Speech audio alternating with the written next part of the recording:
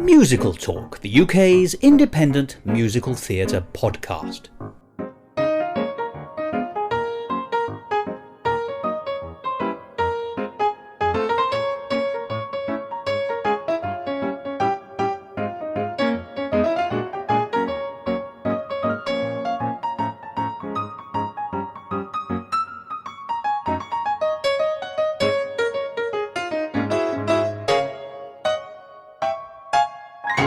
Hello and welcome to another edition of Musical Talk. I'm Thos and I can't help but think that if Andrew Lloyd Webber and Tim Rice had been writing their first major musical in the Victorian era, we would now know it as Joseph and his wondrous kaleidoscopic greatcoat.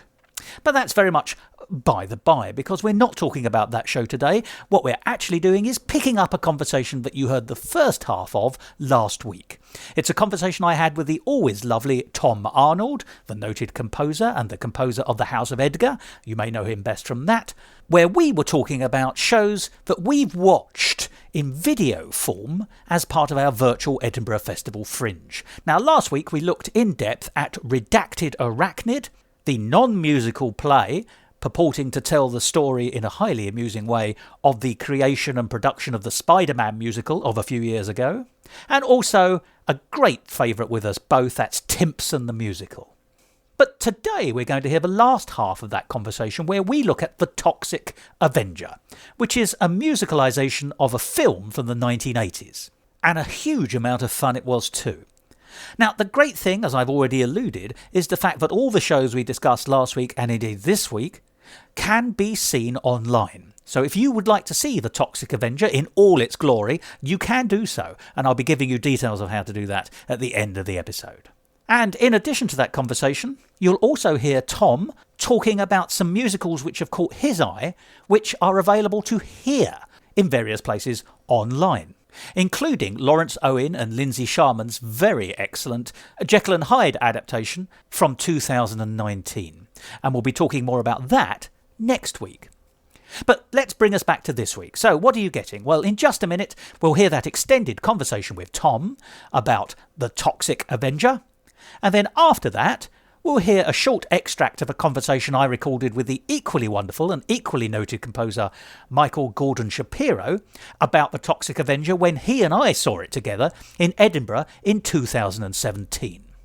And it's sometimes nice just to hear conversations with different people on the same show to see if the same themes or different themes come to the surface. So, a panoply of excellence today, in my view. Nothing to do with me, but the people I'm talking to are always worth hearing. A little bit later, that's Mike Shapiro. But now let's listen to that conversation with the lovely Tom Arnold.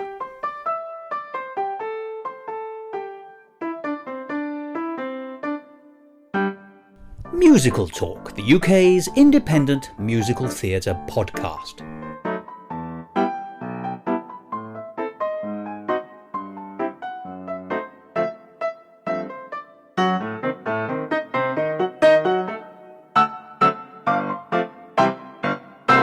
Well, from Timpson's, which as you said was a good quality recording, to the best quality recording of the three. Oh, 100%. And that's The Toxic Avenger. Now, The Toxic Avenger is an interesting piece. As you've already alluded, it was a West End production. It was at the Arts Theatre, which is one of our smaller theatres in the West End, but it is a West End theatre. It's a much more niche, cultish place, and the show was performed in its 2-hour version, and that's what we got on Broadway HD. But it was up in Edinburgh a couple of years ago in a kind of reduced version. And I saw that with Mike Shapiro, and we loved it again. Yeah. You didn't see it in Edinburgh, but you obviously watched it last night. What's your take on The Toxic Avenger? And you might also want, if you wish, to drop in the plot. Yes, so I love this. This is so far into my wheelhouse of crossover between musical theatre and slightly obscure B-movie horror and genre fiction and sort of old films like that. So it's a remake of the 1984 Lloyd Kaufman film that basically tells the story of a nerd whose name I forget. Isn't he called Melvin Ferd? He's Melvin Ferd the Third. Melvin Ferd the Third. That's it. Melvin Ferd the Which also rhymes with nerd. I mean, let's be honest. Oh, it's perfect.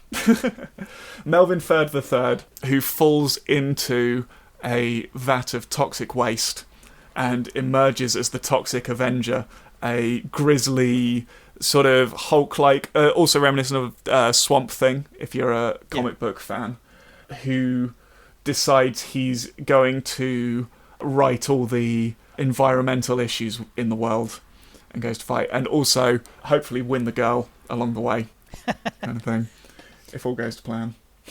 Yeah, that is essentially it, isn't it? It's the creation of a superhero with superpowers who is essentially a hugely ugly Hulk. Yes. One shouldn't judge, but this is so much of what the play is about. Oh, completely. There's a lot of jokes at the expense of his looks. And it is a rock musical in the truest sense, I think. I mean, let's get onto the score immediately. I think the score fits what it's doing. Yeah. But did it work for you as a rock score? Because rock scores are never where I go to first. You know, I never loved them. But this, I think it does slightly more than a standard rock score, and I'll explain why in a minute, but I'd like to hear your take. Yeah. It's always kind of, it's picking the right genre for the story you're telling, isn't it? And this show is manic. It is so chaotic in a really fun way, and that score serves to heighten that in the best way. It's a really upbeat, fun score. It's obviously, as I said, it's based on a film from the 80s, which to me is, it's kind of fitting in with the music at the time in a similar way. I know on a previous episode of Musical Talk, you and Mike talked about comparisons to Little Shop of Horrors, which obviously uses a doo-wop score because that's based on a film from the 60s. So it almost feels like a very deliberate answer to that. Actually, that's a very good point. Yes, because it is fixed firmly in 84, 85 on stage. Yeah, so for me, that's where the score really helps. And it's also used in almost a montage kind of way through a lot of it. We're used to, if you see a superhero film, you know, once he gets his powers, you see a montage of the hero clearing up the city, solving a lot of different crimes all at once with sort of music in the background. And this show almost uses a lot of its songs in that sense to get through loads of scenes at once. And just the propulsive nature of the rock music that it's using just allows it to do that. Ah, yes, you're right. Because rock does have an unstoppable rhythm or beat, doesn't it? I mean, I'm sounding like an old man as I describe it. That is because I am. But you're right, that works really well for pacing a story. And songs are a magnificent way of concertinaing time. Completely. And events. So you're right, because it does take place over a course of, well, we have to assume several weeks and months, because he has done quite a lot of tidying up by the time the climax comes. Done a lot of murders by the time it gets to the end. Well, actually, we're not. It's only suggested there's 2 or 3 murders, aren't there? Oh, that's fair. There's the 2 chaps who actually throw him in the gunk in the first place. Yeah. And he murders them, or rather, is in his anger as newly created superhero, they end up dead. And then later on, when he's jilted, essentially, there's a murder, which is neatly, if not necessarily satisfactorily, tidied up at the end. Yes. But actually, he does sort of promise not to murder people or hurt people, doesn't he? And then I thought we're led to believe that actually that is more or less how he deals with it. Or are we suggesting that there's stuff going on which isn't making the national papers? You could well be right, yeah. It's that one that's then, as you say, neatly tied up in the end that I was thinking of mainly, I think. But yeah. Let's talk about a couple of the songs. I mean, you know, this is once again old man talk, but rock isn't always a sophisticated bed for lyrics.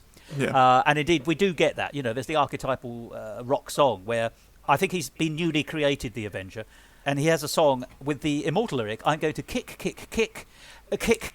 your ass. I actually wrote down the number of kicks. There were 5. Sorry. And, you know, it does what it needs to do. It's an intense song, but it isn't a song of great meaning beyond its headline, if you like. But that is to underplay the sophistication and the breadth of the rest of the score. So for every one of those songs, and for every other kind of rock ballad about a broken heart, or I'm in love, because there are those as well, there are songs which are much more rock in a musical theatre genre, if you like. One of the ones that stands out for me is when Melvin, as Toxie, which is the nickname for the Toxic Avenger, goes home to his mother. She doesn't seem to be at all fazed that her son's turned into a green mutant. because he was always a disappointment, and he still is. And then there's this song called My One Big Disappointment. Yes. She's this kind of sort of archetypal Jewish mother. Anyway, she drags him off to see a doctor, who's clearly a quack, terrible doctor. I mean, he's got blood all down his green scrubs when we meet him. But it's a transition song, you know. So the mother has said what a disappointment, but she's dragged into the doctors to see if the doctor can do anything. This quack hasn't got anything to do, but he gets this lovely line. You know, he suggests some terrible remedies. Also try this ointment, but he's still a disappointment. That was a lyric I rather liked. And then it cuts on to the fact he can't help. So it says, right, we're going to bring in my scientist friend, a scientist who he's not very good as a scientist, but he's but he can dance. And then in comes one of the other actors playing the scientist. And the scientist says there's only one way to kill the Toxic Avenger, and that's bleach. And that becomes an important plot point later. But this song has had transitions. We've had the mother, we've had the doctor, we've had the scientist, all in the space of 3 minutes. And so this song has done something. It's a song that actually takes you from A to B. It's not just a rock song. It is a rock song that pushes the plot.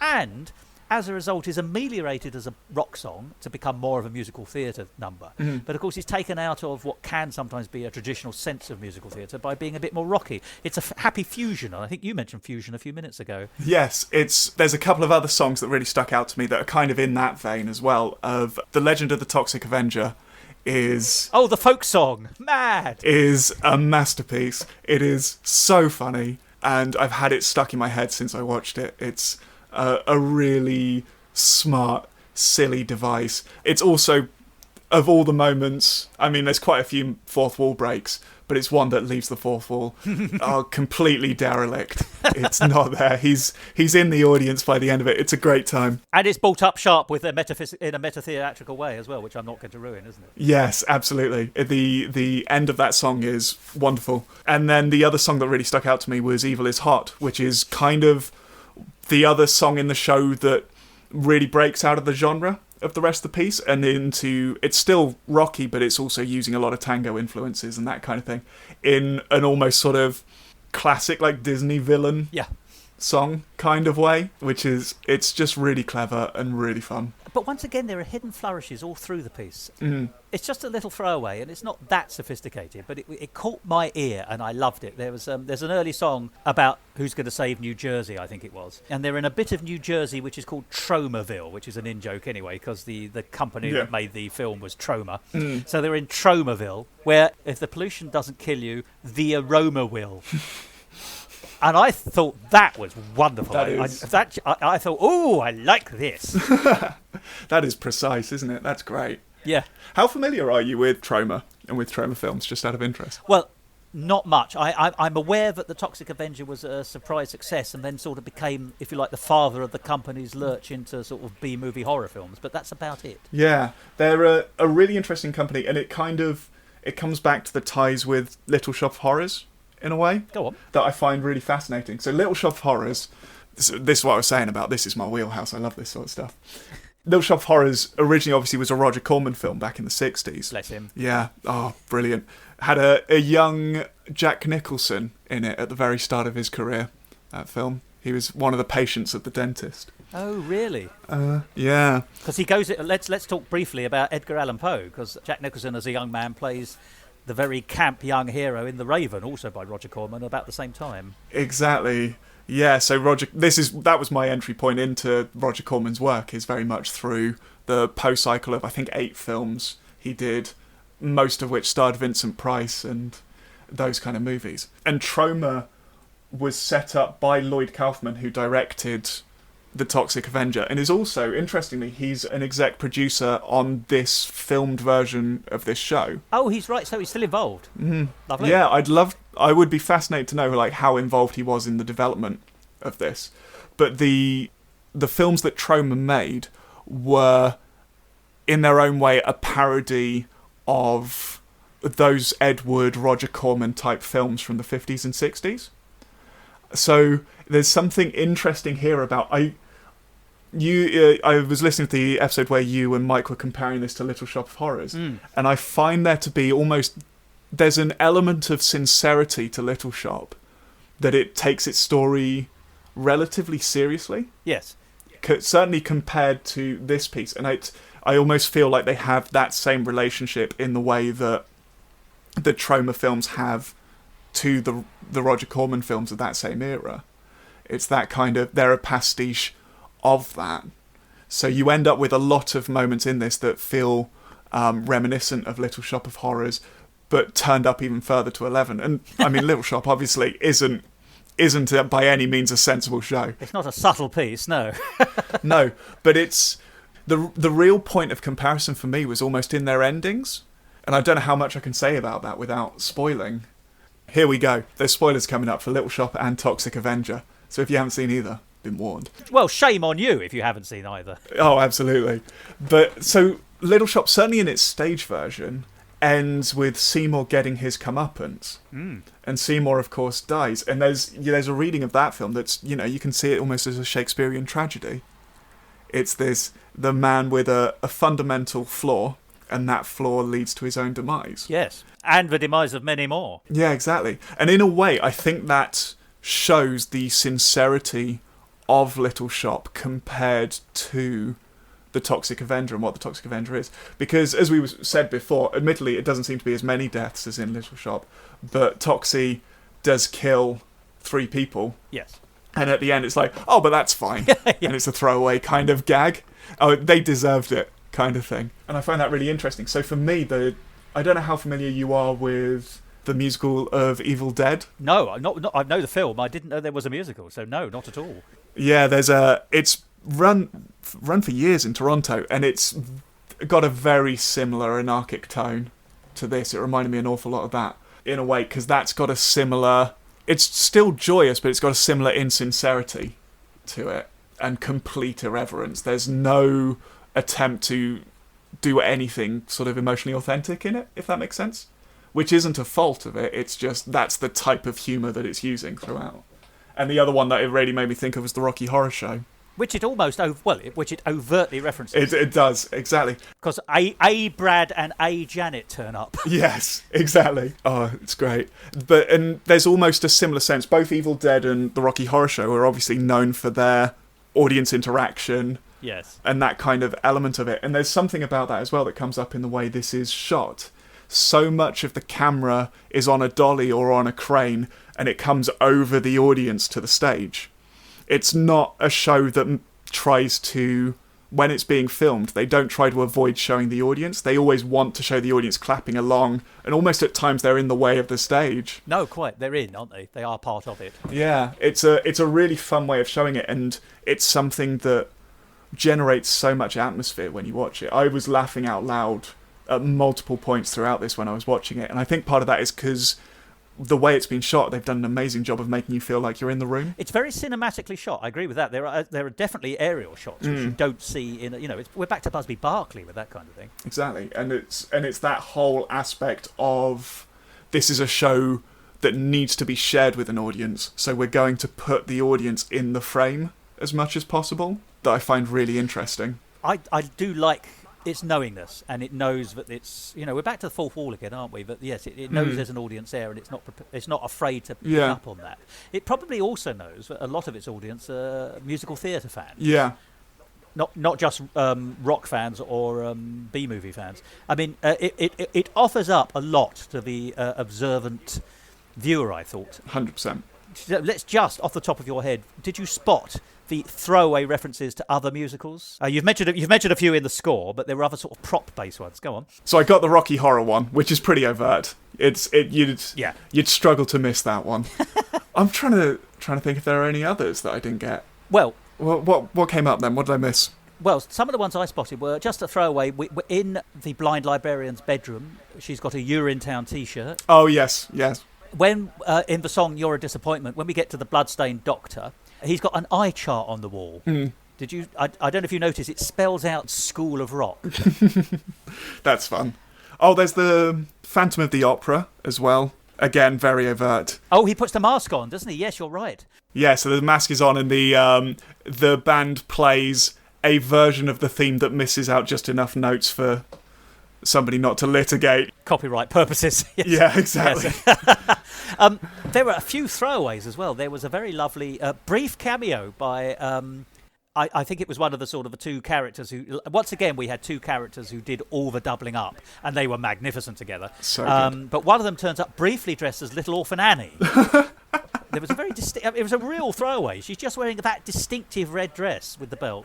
Yeah. And then, of course, at the end, there's a scene, or towards the end, there's a scene where the blind heroine, if you like, who's the love interest for Toxie, is with her female friends, who happen to be the two chaps dressed up as fairly ropey-looking women, in a cafe. I don't know if you noticed the name of the cafe. No, what was it called? It was Hamilton's Cafe. Was it? It was, and this was fantastic because I actually went back afterwards to sort of freeze frame the shot, because on the menu list of the things you could have in Hamilton's Cafe was Starlight Espresso. I was very pleased with that. Mocha Mia. Flat Woman in White. Jeez. And Americano in Paris. I thought that was just on the chalkboard. So I thought, there's a lot of thought gone into this. Very good. Oh, I've just remembered one. Go on. Act 2 opens with that salsa Latin American sort of vibe, and then goes into a headdress or something, and it starts off on the claves going...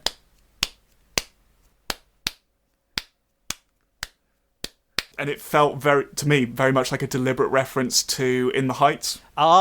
Speaking of Lin-Manuel Miranda, which opens with the same clave rhythm, and then into a proprietor of a store who's then explaining where we are in the plot at that point to the audience. Yes, that was Lorenzo the hairdresser, wasn't it? Yeah, exactly. Yeah. Yeah, well, and I bet there were many more that we've both missed as well. Oh, time for a rewatch. Exactly, and it was like you only watched it yesterday. But yeah, it's one of those things you think if you cut it in half, you'd be able to see a lot more of its workings. Oh, completely. However, I will make one interesting observation. When I saw it with Mike at Edinburgh a couple of years ago, it was great. It was the truncated version, because they didn't have the 2-hour slot, so it was probably more like an hour and 15. Yeah, I was going to say, what was missing? This is the point. I found it quite difficult to work out what was missing, because it made complete and coherent sense when we saw it the first time, so it was a good edit. But the thing I found noticeable yesterday was, although I was really enjoying it, the character of Toxie is barely in the last 40 minutes. It's actually quite surprising. And it was only until I sort of forced myself to intellectually realise that. Yeah. But I thought, actually, this last 40 minutes is not...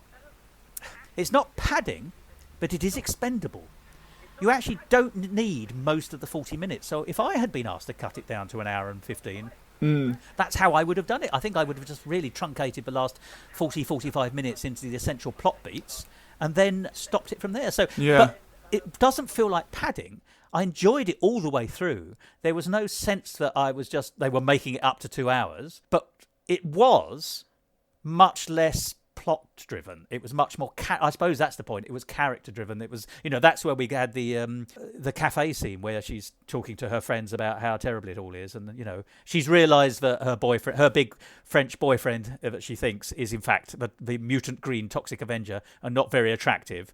So she's jilted him, actually. I mean, this is quite an interesting element to this. So the scene is not really necessary. It's good character stuff. It's very funny. It's got a good song. It's not absolutely necessary, but it doesn't feel like padding because it does what it does very well. Completely. Towards the end, you also start to get a lot more of the semi-improvised sections. Almost, it started to feel a lot like panto to me in a way by the end of it. Because when you get towards the end of a panto, those are the scenes where they will start to really freely improvise with the script. Yes. You get your comedic scene before the end that has no relevance to the plot and that kind of thing.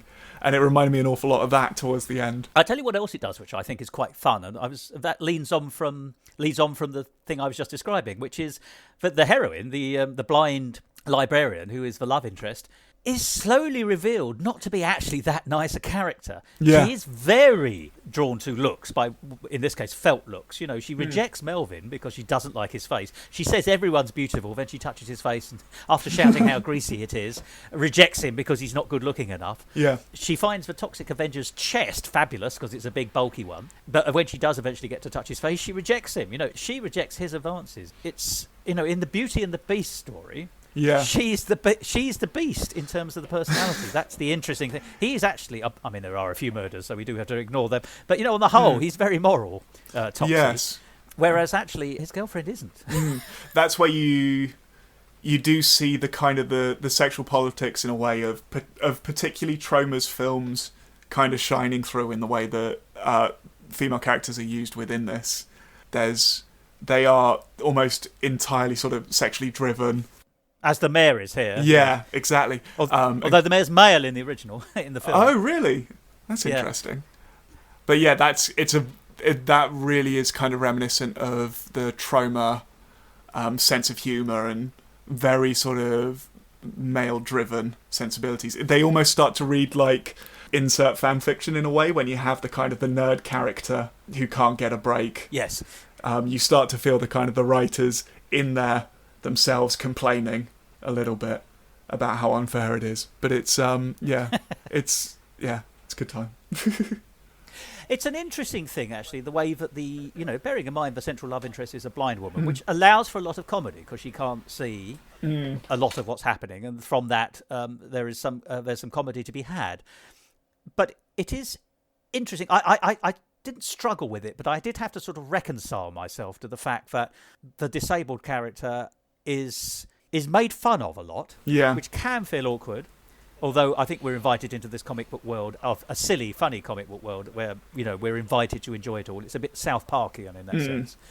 But also, when I realised that that she's also not that nice, that that she's got flaws. Let's put it that way. That she's actually quite a flawed person. But actually, it's also quite refreshing that she's not being portrayed as the delicate flower blind girl. She is, in fact, a blind girl who seems to have had a very full and thorough life. She's certainly been sexually experienced. She's got choices. She rejects people. She has dynamic and agency herself. She is not a passive character. And so, oddly, whilst it's a little bit cake and eat it, but they are having the fun with the fact she's blind. But also, it's liberating that she's a blind character who is allowed to be a full and honest character in her own right, full of flaws as well as positives. Absolutely. There's an element with that kind of that sense of humour, particularly as you say, you're sort of invited to laugh at somebody as a result of their disability in a way. There's part of the humour of that is derived from the fact that the audience knows it's wrong to laugh, if that makes sense. Yeah.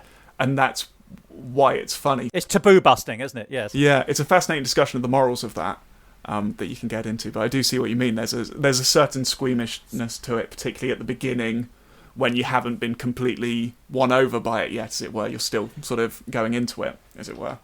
Yeah, if you buy into it, it works. If you don't buy into it, it will be terrible. But that, of course, is a directorial and writing choice. And, as an audience, you have to...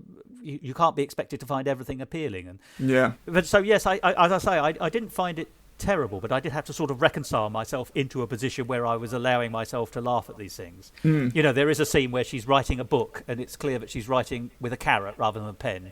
Yes. So nothing has come down, which is a very funny, very silly, absurdist point. But, of course, it is... it could only work in the context, in this case, of a blind person. So you do also you swallow at the same time. Should I be enjoying this? But there are a lot of jokes of her as a librarian stamping books and just completely missing the book every time. Yes, quite. And stuff like that throughout. But as I say, it does ameliorate that by making her a full person within the comic book context that we're being offered. Yes, quite. Yeah. So overall then, the Toxic Avenger, you've said absolutely is, I think you put it very nicely in a conversation you had with me off the record, which bearing in mind you love B-movies, horror films, and you love musicals, this is very much, your Venn diagram has overlapped to delight here.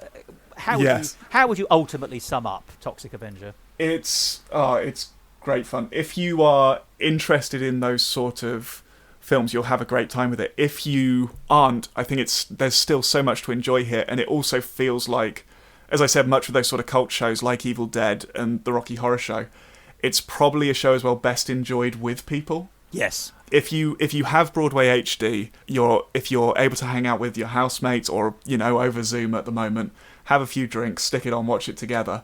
It's just a really fun rip-roaring time.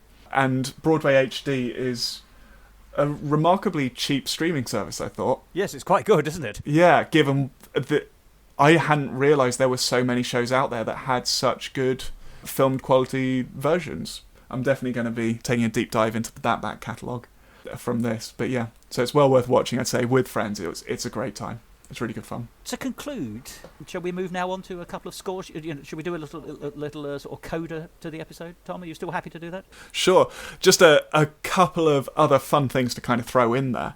I noticed on Spotify that even though you can't watch the full shows, but the scores are available for, firstly, Jackal vs. Hyde, which is a show I saw on your recommendation, Thos. Oh, thank you. Last year. This is Lawrence Owen and Lindsay Sherman's excellent Jekyll and Hyde story. Do carry on. Yeah.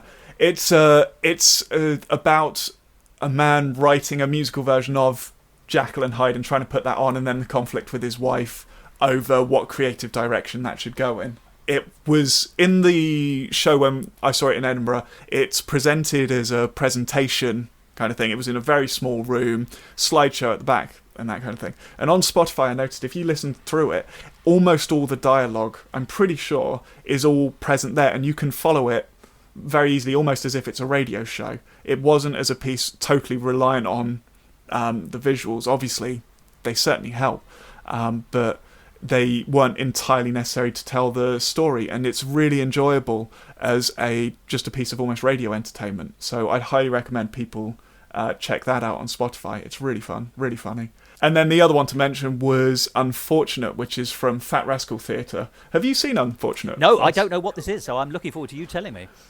Oh, it's great. I saw it. This was one of those ones, I think I said on the other episode we did about how you see stuff that you wouldn't necessarily pick out. It was a show, as I said, by Fat Rascal Theatre, who in previous years have done shows like Buzz and Wolverine. Oh, I saw Wolverine, yes. Yeah. So they're shows, sort of romp, sort of farce shows with a feminist angle on them. And they're brilliant shows. Unfortunate is a retelling of essentially the Disney version of The Little Mermaid, but from the perspective of Ursula the Sea Witch. And it's very silly, very funny. The way they pitch it is Ursula is the only one speaking sense. She's the jilted lover of Triton, so Triton has cast her out. And Ariel is sort of played as a completely ditzy, simple character who's just very... Are you getting Wicked out of this? Because that's what I'm smelling. It's Wicked with more jokes. Yeah, essentially. It's also very reminiscent of, I don't know if this is your wheelhouse, Thos, of the Star Kid musicals on YouTube. I don't know if you've come across them. I have not. No, this is visual. Opening my eyes. Oh, so Star Kid are a group that they made their name with a Harry Potter musical, which was a musical parody of Harry Potter. Of course. And very much, they really shouldn't have got away with it in terms of rights. But I think people just saw it as fan fiction and it was kind of sweet, so they let them carry on. They did a couple of sequels to that and have done loads of other shows, including a show called Twisted, which is a riff on Wicked with essentially all the Disney villains and treating them as good guys. So it reminded me a lot of that. Oh, right, yes. And they're all available on YouTube just to watch. They're really good fun. But the album for Unfortunate is on Spotify. I think there's 5 tracks on it, so you don't get the whole score of it, but it's a really fun little album. And as far as I'm aware, they had planned to take that show back up to the Fringe this year and then tour it. Obviously, that hasn't happened, and I would guess it will come back in some form next year, I'd imagine. So we need to write this down as something for watching, something to keep an eye out for 2021 at least. Yeah, exactly. This is a 2021 Fringe recommendation. It's probably the first I've had, so I'm very grateful. It's got to start early. Start making that list. I mean, that's been a really interesting travelogue. Thank you so much, Tom. It's been wonderful to talk about the 3 shows that we could watch. But actually, thank you so much for then opening it up at the end for the kind of shows that you can listen to, because one forgets that you can still get a very great sense of a musical from the soundtrack, with or without dialogue often, actually. I mean, so many of us know the great American songs because we got the CDs or the vinyls or the cassettes, whatever age you are. We got the recordings of the sound of the scores when we were younger and devoured them. And exactly. So many shows become famous before you ever see them because you get to know the soundtrack. So thank you for reminding me of the importance of that, and Spotify being a very rich source. Yeah, Spotify has been great for a lot of these Fringe shows now, that it's been able to make those scores so much more accessible, given they really wouldn't be normally. So yeah, it's quite exciting. I think Timpson is on there as well. If you like the songs on that, I think they've got their score on Spotify as well. As a kind of proper recording, as it were. Yeah, studio album. Great, because I love those songs. Right. Well, I shall be. I don't hate shoes, but I shall certainly be looking for that song. Oh, absolutely, yes. Well, Thank you, Tom. As we've said at the beginning of this, the virtual Edinburgh Fringe is a very strange thing to be doing, just purely because watching a recording of a musical is in a theatrical environment is not the same as seeing it in that theatrical environment. But what you lose on the atmosphere, you do gain in the ability just to take a slightly more objective look to it. So thank you so much for exploring Redacted Arachnid, Timpson and the Toxic Avenger with me. And thank you, as I then say, for opening my eyes to other sources of material. I'm sure many of us will now immediately go off to Spotify and see what we can find. No worries at all. Thank you so much for having me on. Really enjoyed this. And I really enjoyed all three of these shows and can't recommend them enough. Well, and I can't recommend your views enough. So I think we have a mutual society going on there, if that's okay. Oh, excellent. Tom, good luck for everything in the future. And I look forward to speaking to you again. Yes, absolutely. And you too, Thos. When things are getting back to normal, we'll have to meet up. But yeah, thank you very much. Musical talk.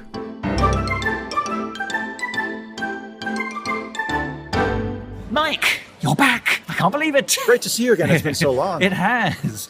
Thank you again, Mike, for coming to talk to me about the shows that we've seen both together and apart here at the Edinburgh Festival Fringe 2017. I've really enjoyed the Fringe this year, but as always, and I said this last time, we know that the great thing about it is you can take chances. You can see shows which you know nothing about and think, well, that's relatively cheap, I'll get a taste of it. And if it's rubbish, all I've lost is an hour of my life and £5. And if it's marvellous, then I've made I've made a friend of a show for life, shall we say, because you do stay in touch with the things you like if you can. I will say I've seen some absolute balderdash, and I know that you've seen some absolute balderdash because you and I have seen some balderdash together. Indeed, though I use stronger language than that. Yes, and some shows which are deliberately strange and weird are sometimes worth touching on. But let's go for a show which is actually incredibly mainstream and is coming to London from the Fringe. In fact, in some senses, this is being used as a sort of tryout for the London run, which I think is at the Arts Theatre, although I'll have to check that. And that's for The Toxic Avenger. Now, I didn't know anything about this at all. I didn't know it was originally a film. In fact, you have a much better knowledge of its predecessor, if you like. So I'm afraid I'm going to bow to your greater knowledge. Where this is going. Yes, I wondered if you might tell us the history, as far as you're aware of it, of the story. Because actually it's not a new... Well, it's a musical based on an older piece, isn't it? It is. The source material is a movie by Roger Corman, who in the US is infamous as a producer of extremely low-budget science fiction films back when there was a big difference between having a lot of money and very little money. These days, computer graphics are used to assist our imagination when it comes to science fiction, but the state of the art back then was very primitive, so you had practical effects and nothing else. So Roger Corman would make these laughable yet endearing bad movies, and of which Toxic Avenger was probably the most famous. And it's one of his later ones, isn't it? It's an 80s... I think so. Because I think of Corman as a 60s producer. But he obviously had a career that went over many years. He is known here, but not widely. But when he is known exactly in the way you've described him, for sort of lovably cheap, often quite imaginative, sometimes, films. There might be a parallel to be drawn with Hairspray, which was also another cult film that was transitioned into being a very mainstream compatible musical and was very successful. Which brings us to the musical adaptation of The Toxic Avenger. Now, for those of you who have memories that go back to the 1980s and have managed to retain them, you'll remember that it was the first inklings of sort of ecological interest, actually, and it was still called Green Issues and Ecological Interest at the time. In fact, I seem to remember that Superman 4, the film, was all about ecological threats to the planet. Obviously, we've all become a bit more sophisticated on that now, and indeed the threats are possibly rather more pressing. But I think we can trace back to the 80s what can only be described, I think, as well-meaning, very naive first inklings of green politics. And if you think of the tradition of monster movies, I believe Godzilla and some of the other Japanese films of that era were meant to express the anxieties or concerns that followed the atomic bomb dropping and other environmental issues. So there is a long-standing tradition of really bad movies coming out of well-intended people with a concern for the environment. And that brings us to the Toxic Avenger musical, which has arrived here in Edinburgh in 2017. Now, this has been produced by Katie Lipson, who I think is one of the more dynamic producers in London, and I admire her very much for what she does. I also loved her Drood a few years ago, The Mystery of Edwin Drood, and I've had the privilege of speaking to her in the past. So I think she's a known commodity, and I like what she does. I also like her nose for shows, if such a thing can be said. But I didn't know anything about this. So going into it, I remember you and I discussing how it was going to be pitched, whether it was going to be well, it seems almost impossible to think how it might be done, but whether it was going to be a serious adaptation of the Toxic Avenger or whether it was going to have a lot of fun. I think it was revealed to us very quickly that it was going to have a lot of fun, and my personal view is that's exactly the right pitching for this show. I'm inclined to agree, but I would offer a different distinction, and that is, I think it's a false alternative to say a serious adaptation of what's obviously a campy movie versus fun. The distinction I look for is something that is sincere versus strictly sarcastic and parody-like. And there are many musicals that I feel aim for the parody angle and don't make any attempt to engage our legitimate emotions, that's a poor way of putting it, make no attempt to create a connection with the character in a sincere way. A non-parody example, I think, is Urinetown, which is all a sarcastic commentary on musical theater as such. So the question in my mind when I approached the show was, are we going to really connect to these characters, or is it just going to be a goofy laugh with no real emotional bond? And what was your conclusion? I was impressed. With a movie like Toxic Avenger, yes. where the hero, by the way, has gotten his powers by being thrown into a vat of toxic sludge, and in a parallel survives and finds himself less attractive but more capable than ever before. Obviously, the material itself can only be taken so seriously. Yes. But there is an emotional core to the story, and I'm pleased that there was an emotional core to the adaptation as well. So for all the larger-than-life characters and the digs at New Jersey and all the things we expect from this particular property, there was someone to like and connect and to follow along on a journey. And for me, that makes all the difference between resonating with the musical and just regarding it as brief, disposable entertainment. But that's interesting, isn't it? Because the characters are cartoony, and therefore you are working with characters who are sketched in, and therefore being able to find an emotional heart in one or two of those characters. Because, I mean, the essential love connection is between, I think he is called Melvin. Until his transformation, yes. At which point he's referred to as Toxie. Toxie, that's exactly right. So he is a nerd, and he is a full-on nerd, if I may say. And I'm going to say this, one imagines Rick Moranis being cast in that role if it had been done 20 years ago as a film. And it does have the flavours of Little Shop of Horrors all the way through it, I think. Not that that's necessarily a bad thing, in fact it's not. But there's him, and then there's his girlfriend, who is a blind librarian of big heart, I think would be the best way of saying it. And that does somehow create a relationship that you want to succeed. It allows you to buy into it and have hopes for it, even though they are both sketched caricatures. Well, they're not caricatures, are they? That's not quite right. They are cartoony, but they are people. It's an interesting pitch again. It's the balance. There's an analogy to be drawn to comic book characters who by nature are larger than life and supernatural. Different kind of cartoon, in fact, yeah. I'm even thinking specifically in the comic book The Fantastic Four, there's the character of Ben Grimm, aka The Thing, who is also disfigured and transformed and also has a blind girlfriend. So at least canonically speaking, so there's a comic book-like sensibility in that these characters have goals, they have conflicts to overcome, and we feel bad for them when they run into trials, but they're also larger than life and fun in a way that transcends realism. Yes, transcending realism is possibly the best description I can find for it. So well done there. I think that absolutely captures the tone, if you like. It's a small cast, but nonetheless vivacious for that, if I may say. So you have the only two characters who play the same characters throughout are our romantic couple.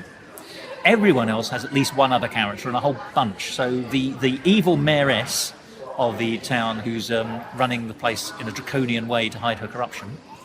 And she comes on, by the way, in the most wonderful 1980s big-shouldered leather triangular jacket. I mean, if you want 1980s writ large, I mean, that one item of clothing alone is nostalgia value alone, I think. She might as well have come in on a C5.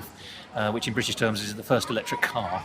And then there's these two supporting characters who play all the other characters, including the female friends of the librarian, rather grotesque drag. That one even speaks like this because she smokes herself. Right, like two sisters of in The Simpsons. Yes, gosh, yes, absolutely. Very much in that mold. The interesting thing about doubling, which for listeners unfamiliar with the term is when you have an actor playing multiple roles.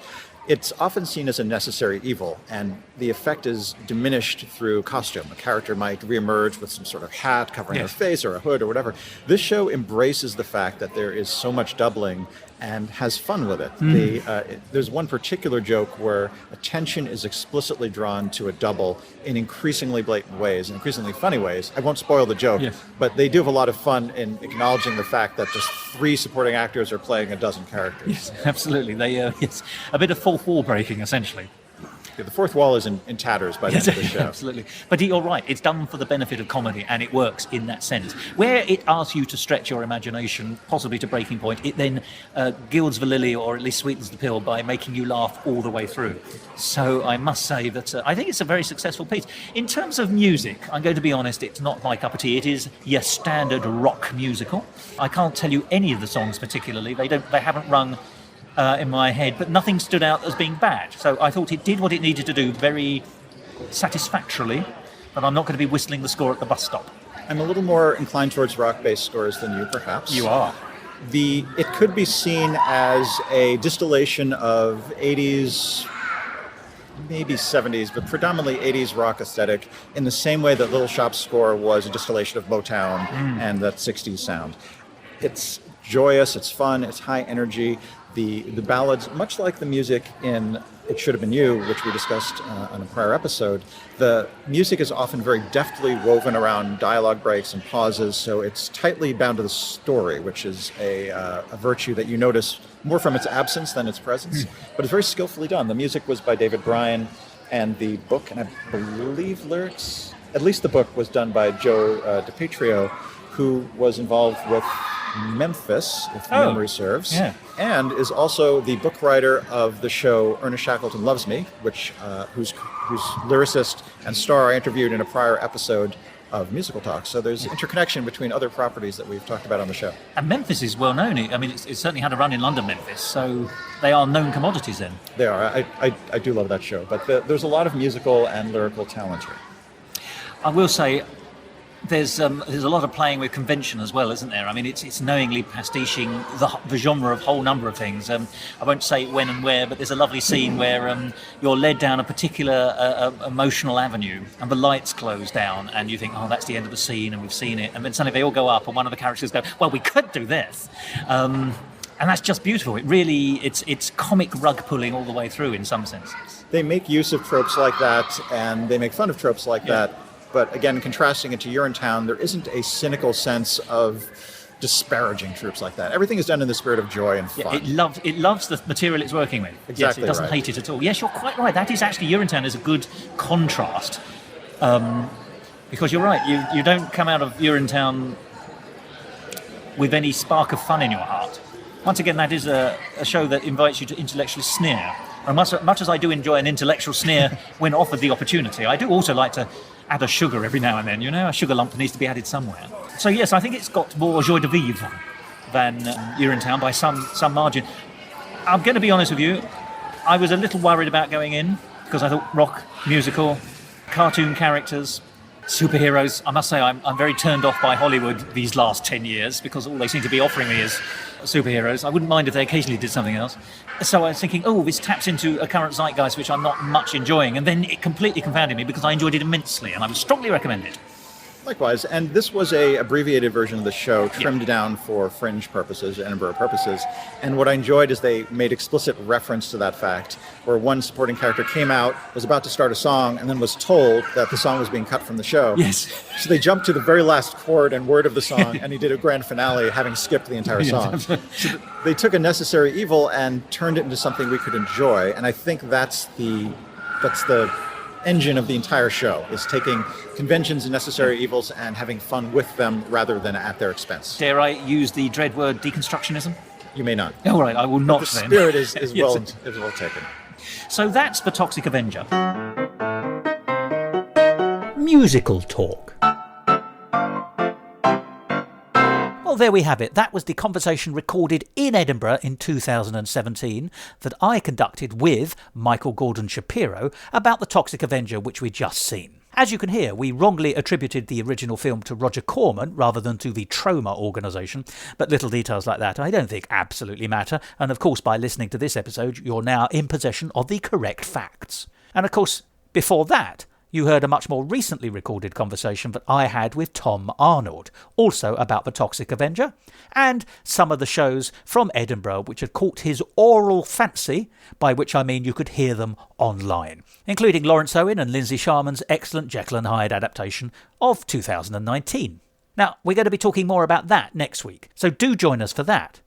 But if you want to see the Toxic Avenger, you can. It's available to see on a subscription site called Broadway HD. And the version you get there is the complete version, which you could have seen in the West End of London. And as we said, not only is the show great in its own right, it's absolutely chock full of musical theatre in-jokes. It's a show you can revisit, and indeed I know Tom did on completing our conversation to go back and start ticking off all the little bits and pieces that he'd spotted from the wider context of musical theatre. Well, that's really about it for today. I think we have done the Toxic Avenger proud, and our reviews and responses can be described as anything but toxic. It is worth 2 hours of your time, so do go and see it. And the best way I can think of to help you free up 2 hours in your schedule is to finish this episode of Musical Talk now, so you can go off and do other things. And there's only one real way I can think of doing that neatly, crisply and tidily, and that's with one word. Let's see if it works yet again. I'm sometimes worried that overuse may have weakened its power, but I'm still hoping it's going to hold out for today. Here I go. Goodbye.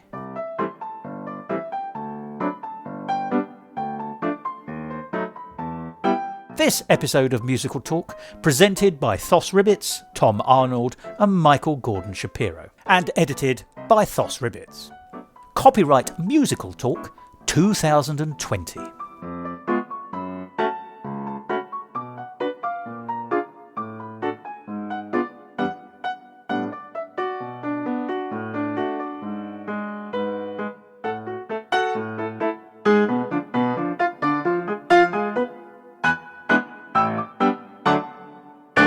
To find out more about the world of Musical Talk and listen to past episodes, go along to our website www.musicaltalk.co.uk or subscribe to us on iTunes and follow us on Facebook, Instagram and Twitter.